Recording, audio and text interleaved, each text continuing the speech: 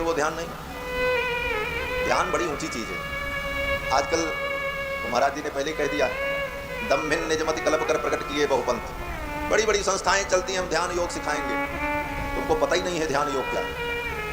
केवल आंख बंद कर लेने से कोई ध्यान और नहीं होता। ध्यान क्या है? वे अष्टांग योग में ध्यान 6वीं सीढ़ी है। यम नियम आसन प्राणायाम प्रत्याहार धारणा ध्यान, तब समाधि।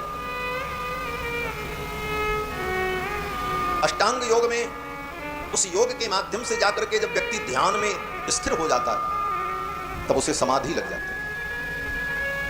आप बताओ, दुनिया का कोई ऐसा इंजीनियर आपने देखा हो कि जो नीचे की 6 मंजिल न बनावे और सीधे 7वीं मंजिल आकाश में खड़ा कर दे? संभव है? जब तक नीचे की 6 मंजिल की इमारत नहीं तैयार होगी तब तक आप 7वीं मंजिल नहीं बना सकते। उसी प्रकार ध्यान जो है 7वीं मंजिल है अष्टांग योग में। यम नियम आसन प्राणायाम प्रत्याहार धारणा, तब ध्यान। और वो ध्यान स्थिर हो जाए तो समाधि, जो सतयुग में महर्षियों को प्राप्त था। उस समय ध्यान योग के द्वारा ही बड़े बड़े ऋषि मुनि महात्मा लोग, साधारण लोग भी भगवान को प्राप्त करते थे। त्रेता युग आते आते लोगों के अंदर कामनाएं उत्पन्न हो गई। ध्यान योग की सिद्धि, समाधि की सिद्धि तभी होती है जब हमारा जीवन निष्काम हो, कोई कामना न हो। सतयुग में लोगों के अंदर सांसारिक कामनाएं नहीं होती। त्रेता युग आते ही लोगों के अंदर कामनाओं का बीज अंकुरित होने लगता है, इसलिए ध्यान की स्थिति कमजोर पड़ जाती है। त्रेता युग आने पर जब जीवों के अंदर कामनाएं उत्पन्न होने लगती है तो भगवान स्वयं विचार करते हैं कि कामनाओं की पूर्ति के लिए कहीं ये व्यक्ति अज्ञान के मार्ग पर न चला जाए, अनैतिक मार्ग पर न चला जाए। इसलिए इसको वेद मार्ग की सीमा में रखने के लिए, शास्त्र की सीमा में रखने के लिए, शास्त्रों के अंदर कामनाओं की पूर्ति के लिए अनेक प्रकार के विधान का वर्णन शुरू हो जाता है। ये बड़े बड़े यज्ञों का जो वर्णन है, अश्वमेध यज्ञ करो तो चक्रवर्ती सम्राट बन जाओ, वाजपेयी यज्ञ करो तो सम्राट की उपाधि मिल जाए, अमुक कर्म कर लो ये फल मिल जाए, अमुक यज्ञ करो अग्निहोत्र करो स्वर्ग की प्राप्ति हो जाए। इन कामनाओं की पूर्ति के लिए मार्ग से भटककर अधर्म के मार्ग पर न चले जाएं, इसलिए शास्त्र की सीमा में रह करके शास्त्र के द्वारा उनकी कामनाएं। तो त्रेता युग आते आते कामनाओं की पूर्ति में लग करके जीव भगवान से दूर होने लगता है। तो भगवान की प्राप्ति का भी साधन त्रेता युग में यज्ञ हो जाता है। यज्ञ से लोग भगवान को प्राप्त करते हैं। त्रेता युग में बड़े बड़े राजाओं ने बड़े बड़े यज्ञ किए। त्रेतायाम यजतो मखई। द्वापर युग आते आते यज्ञ की विधा भी कमजोर पड़ जाती है। क्यों बोले? कामनाएं बढ़ जाती हैं और व्यक्ति का सामर्थ्य घट जाता है। संसाधन विद्यमान रहते हैं लेकिन व्यक्ति के अंदर वो कर्मठता नहीं रहती। व्यक्ति आलसी और प्रमादी होने लगता है, करना कुछ नहीं चाहता और फल सब चाहता है। आज भी यही द्वापर युग आते आते लोगों के अंदर ऐसी स्थिति होती है। चाहते तो सब है कि संसार का सब सुख हमको मिले, लेकिन हमें कुछ करना न पड़े, शॉर्टकट जिसको आजकल बिना साधन के ही हम प्राप्त कर लें सब कुछ। ऐसी स्थिति जब आती है कि बड़े बड़े यज्ञों को करने में बड़ी कठिनाई होती है।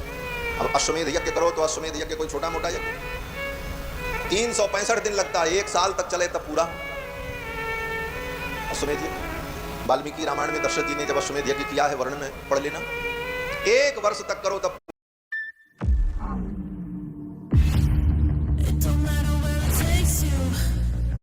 पूरा। राजसूय यज्ञ बोले 27 महीने, 1-2 दिन नहीं, हजारों हजारों वर्ष के सत्र, 1,000 वर्ष तक चलने वाले यज्ञ। इतनी बड़ी कर्मठता कहां जीव में रह जाएगी। द्वापर युग आते आते व्यक्ति सोचता है इतना समय कहां है कुछ करने, थोड़े में कुछ हो जाए। तो शास्त्र तो कल्प वृक्ष है हमारा। शास्त्र हमारा हित करने के लिए, शास्त्र माता पिता से भी ज्यादा करुणामय, जीवों पर करुणा करके शास्त्र मार्ग प्रदान करता है। तो द्वापर युग आने पर कहते हैं कि भाई यज्ञ नहीं कर सकते तो भगवान की पूजा करो। द्वापरे परिचर्यायाम। द्वापर युग से भगवान की विग्रह की पूजा विशेष रूप से प्रारंभ होती है। अन्य युगों में भी भगवान की पूजा होती है, लेकिन द्वापर में विशेष रूप से भगवान की पूजा आराधना में लोग लगकर अपनी कामनाओं को पूरा करते हैं। लेकिन कलयुग आने पर उसमें भी आलस्य और प्रमाद हो जाता है। 2 घंटे पूजा नहीं कर सकते, अपनी ही पूजा नहीं कर पाते, 10 बजे तक स्नान नहीं होगा, रात के 2 बजे तक मोबाइल चलाओ और सवेरे 10 बजे तक सो। दिनचर्या ऐसी अव्यवस्थित, उसको किसी योग की सिद्धि नहीं होती। गीता में भगवान कहते हैं किसी योग में तुम अगर लगते हो चाहे ज्ञान योग हो, कर्म योग हो, भक्ति योग हो, निष्काम कर्म योग हो, किसी योग में अगर आप सफलता प्राप्त करना चाहते हो तो सबसे पहले आपको अपनी दिनचर्या व्यवस्थित करनी है। युक्ताहार विहारस्य युक्त कर्मस्य चेष्टसु युक्त स्वप्नावबोधस्य योगो भवति दुःखः। वेद व्यास जी कहते हैं, भगवान श्री कृष्ण गीता में कहते हैं कि युक्ताहार विहारस्य, युक्त समय पर, नियत समय पर आहार करो, नियत आहार करो। कुछ भी खाओ और सोचो योग हो जाए, नहीं होगा। सवेरे से शाम तक होटलबाजी करो और कहो हमारा भक्ति योग सिद्ध होगा, कदापि नहीं होगा। आहार पर जब तक नियंत्रण नहीं हो, आहार शुद्धौ सत्व शुद्धि सत्व शुद्धौ ध्रुवा स्मृति, वेद का वाक्य। तो युक्त आहार, उचित आहार और उचित समय पर, युक्त आहार विहारस्य, और हमारा विहार भी युक्त हो। संसार के विषयों का जो भोग है वह भोग भी समुचित और समय पर, मनमाना न हो।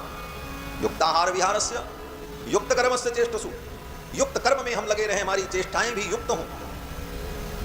और युक्त स्वप्नावबोधस्य, युक्त समय पर हम सो जाएं और युक्त समय पर जग जाएं। तब क्या होगा? बोले योगो भवति दुःखः, तब योग तुम्हारे दुख का हरण करने वाला होगा, तब योग में सफलता मिलेगी। नहीं तो एक भी योग सफल नहीं होगा। तसल्ली भर के करते रहो जीवन भर, होना जाना कुछ नहीं। अपने मन को संतोष होगा कि हम कुछ कर ले रहे हैं, लेकिन होना कुछ नहीं। पक्की बात है, एकदम पक्की। तो कलयुग आने पर ऐसी स्थिति हो गई, तो इस स्थिति में जीव का कल्याण कैसे हो? तो वेद व्यास जी कहते हैं कलौ तद हरि कीर्तनात्, सतयुग में यज्ञ करने का जो फल, त्रेता में सतयुग में ध्यान का जो फल, त्रेता में बड़े बड़े यज्ञ करने का जो फल, द्वापर में भगवान की सविध सहस्त्रोपचार पूजा करने का जो फल, कलयुग में भगवान का नाम लेने से वो फल प्राप्त होगा। इतनी सुविधा हो गई। इस युग में आप भगवान का नाम जितना ले सको, राम ही सुमिरीय गाय राम ही, भगवान का नाम जपते रहो। और नाम जप में कोई नियम भी नहीं। भाय कुभाय अनख आलसहूं, नाम जपत मंगल दिशि दसम। भाव से कुभाव से कैसे भी राम जी का नाम जपो, कल्याण हो जाए। भागवत में तो अजामिल के प्रसंग में पूरी यही बात ही कही गई। सांकेत्यम परिहास्यम वा स्तोभम हेलन में होगा। संकेत में भी भगवान का नाम ले लो तो भगवान का नाम कल्याण करते। परिहासम वा, परिहास में भी भगवान का नाम ले लो, कल्याण। भगवान का नाम कैसे भी लिया जाए। भाय कुभाय अनख आलसहूं, नाम जपत मंगल दिशि। ये भगवान के नाम की, और तो और नाम की तो इतनी महिमा है महाराज। दुनिया में कोई भी मंत्र हो, अगर वो उल्टा पढ़ो तो उसका फल भी उल्टा ही हो जाएगा। लेकिन भगवान का नाम बोले उल्टा भी ले लो तो कल्याण हो जाएगा। ये नाम पुराणों में कथा है कि एक नाम, एक मंत्र भी अगर उल्टा हो जाए, मंत्र का एक स्वर भी उल्टा पुल्टा हो जाए तो अर्थ का अनर्थ हो जाता है। यथेंद्र शत्रु स्वरतोपराधार, एक स्वर के अपराध के कारण वृत्रासुर को इंद्र ने मार दिया। मंत्र बोलते समय एक स्वर गड़बड़ हुआ, फल उल्टा ही हो गया। यहां बहुत से पंडित बैठे हैं जो दुर्गा सप्तशती का पाठ भी करते होंगे, कवच कीला करगला इत्यादि का। दुर्गा कवच में एक मंत्र आता है कि भार्याम रक्षतु भैरवी, मेरे भार्या की रक्षा भैरवी करे। एक कोई पंडित जी थे, उनकी पत्नी बहुत बीमार थी, दवा करने पर भी ठीक नहीं हो रही थी। किसी पंडित विद्वान के पास गए, बोले महाराज कोई उपाय बताओ। महाराज ने उपाय बताया, जाओ इसी मंत्र का जप करो। दुर्गा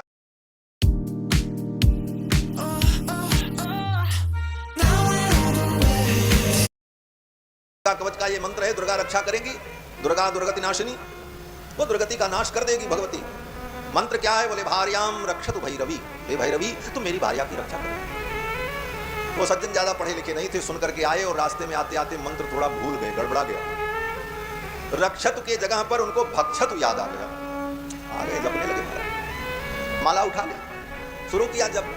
बड़ी श्रद्धा से, बड़े विश्वास से भार्याम रक्षतु भैरवी, भार्याम भक्षतु भैरवी, भार्याम भक्षतु भैरवी, इसी का जप चलने लगा। 7 दिन बीतते बीतते पत्नी का राम नाम सत्य हो गया। महाराज जी भी बता रहे, राम नाम सत्य। पत्नी का राम नाम सत्य हो गया और रोते चिल्लाते पहुंचे। बोले महाराज कैसा मंत्र आपने बताया? पत्नी तो ठीक नहीं भाई, मर गई। और पंडित जी ने कहा मंत्र तो मैंने ठीक बताया। बोले महाराज आपने जो मंत्र बताया वही हमने जपा था। आचार्य ने कहा कि कौन सा मंत्र जपा बताओ। तो उसने सुनाया, वो जपते जपते 7 दिन में उसको याद ही हो गया था पूरा, उसमें अब तो भूलने की कोई बात थी ना। उसने कहा महाराज यही मंत्र मैंने जपा, भार्याम भक्षतु भैरवी। पंडित जी ने अपना सिर ठोका, बोले ठीक है तो हुआ, तुम देवी से कह रहे थे कि भार्याम भक्षतु भैरवी, मेरी भार्या का तू भक्षण कर ले, तो भैरवी ने तुम्हारी भार्या का भक्षण कर लिया, काम खत्म। बोले महाराज हमारी ये भावना नहीं थी, हम तो उसे ठीक करना चाहते थे। बोले भावना तुम्हारी ठीक थी, लेकिन तुम्हारा मंत्र गलत था, तुमने उल्टा जप दिया, इसलिए फल उल्टा हो गया। तो अन्य देवी देवताओं के जो मंत्र हैं, उन मंत्रों में अगर कहीं उल्टा हो जाए, गड़बड़ हो जाए, तो फल भी उल्टा। लेकिन हमारे राम जी का नाम, बोले राम जी का नाम तो ऐसा दिव्य है कि उल्टा जपो चाहे सुल्टा जपो, ये कल्याण ही कल्याण करता है।